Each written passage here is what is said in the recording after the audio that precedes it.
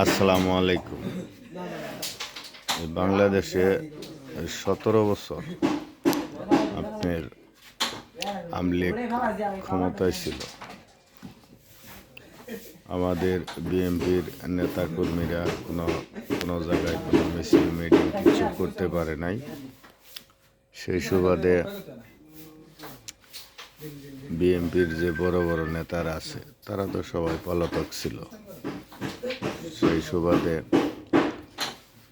Hasnat Abdullah Saudi আরব থেকে খেজুর এনে দিছে।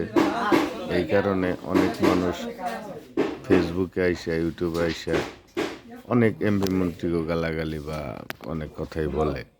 তবে আমি সবার উদ্দেশ্যে বলি কি যে আমাদের যে বিএনপির নেতারা এমপি মন্ত্রী হয়েছে, কিন্তু তাদেরকে একটু সুযোগ দিতে হবে।